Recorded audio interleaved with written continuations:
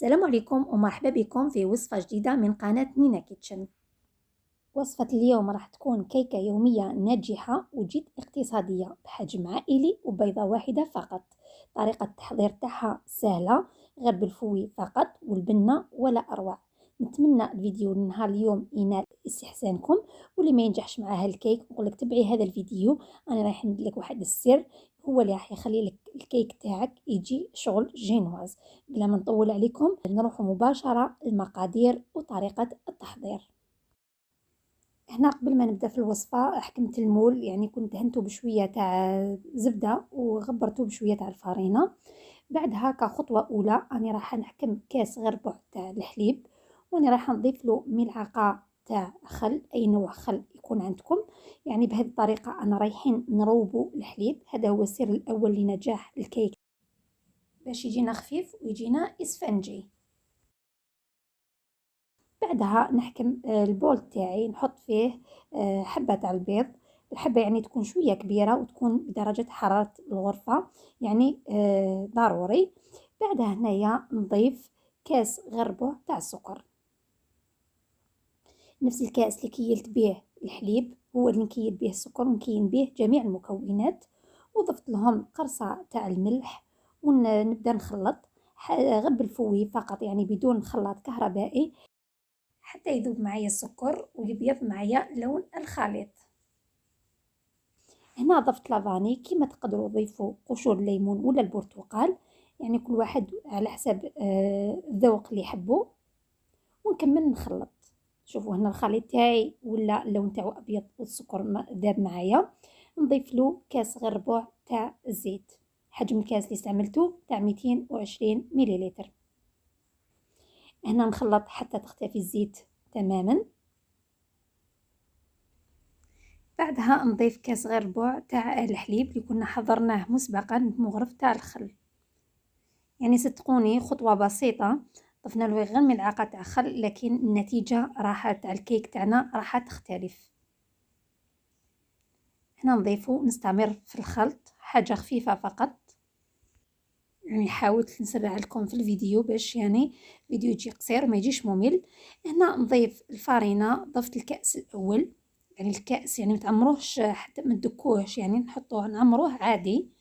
ونضيفوا له كيس ونص تاع الخميرة الكيميائية اللي هي وزن 15 غرام. بعدها نضيف الكأس الثاني، يعني ضروري نغربلو الفرينة. والفرن تاعنا كما سبق وذكرت راه يسخن على 180 درجة. ونخلطو هكا بالملعقة ولا بالفوي، تخليطة خفيفة حتى تمتزج معنا الفرينة.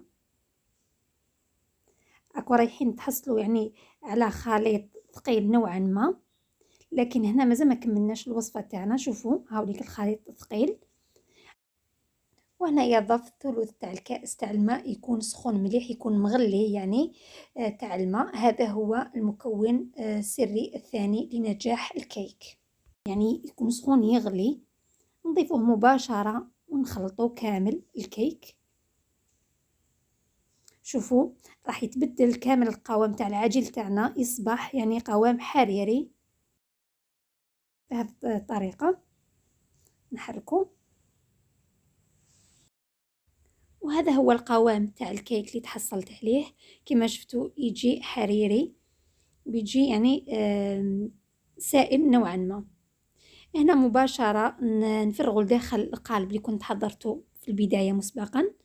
وكنصيحة البنات دايما كي تجوا تفرغوا الكيك تاعكم ديروا هذه الخطوة، طلعوا يعني الوعاء تاعكم للفوق باش تدخلوا أكبر كمية تاع الهواء في الكيك ويجينا خفيف.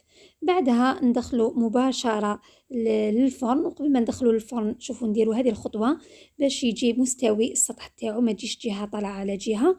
مدة داخل الفرن مدة 35 دقيقة على 180 درجة. كي يطيب معانا ونشوفوا بلي يعني نشف، نحمروه فقط من الأعلى. وبعد ما نخرجوه وهو سخون نحاول ندهنه هكذايا بالمعجون. واللي حبت دير له نباج ولا شويه عسل ولا ما عندكش المعجون يعني ما كان حتى مشكل. وندير له هنا شويه تاع الكاوكاو من الفوق ولا نواه كوكو ولا اي حاجه يعني تكون متوفره عندك في المنزل. وما نقطعوش حتى يبرد معنا تماما باش ما يتعجنش معنا. دوكا في اخر فيديو نوري لكم يعني القوام تاعو للمصداقيه كيفاش جا معايا مقطن وكيفاش جا مهوي لداخل. نتمنى يعني البنات اللي راكي تشوفي فيا دوكا تنوضي توجدي كامل المقادير وتوجديه لولادك. اكيد اما رايح يعجبهم، راح تفرحي به العائله تاعك. واذا عجبك الفيديو لنهار اليوم ما تبخلينيش باللايك والاشتراك حبيبتي باش هكا تدعميني ونواصل نجيب لكم جميع الوصفات الاقتصاديه. هاوليك بعد ما برد هذه كيفاش قطعتوا البنات، شوفوا ما يجيش يتفتت، يجي هايل البنات. يعني جربوا هذه الوصفه وعينيكم مغمضين.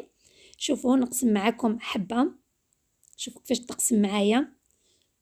شوفوا هذوك الثقوب الداخل دلاله على الهشاشه ديالو. هاوليك شوفوا كيفاش نعبز عليه كيفاش مقطن. نتمنى تجربوها، واذا عجبكم الفيديو ما تبخلونيش باللايك والاشتراك. استودعكم الله الذي لا تضيع ودائعه. مع السلامه الى فيديو لاحق.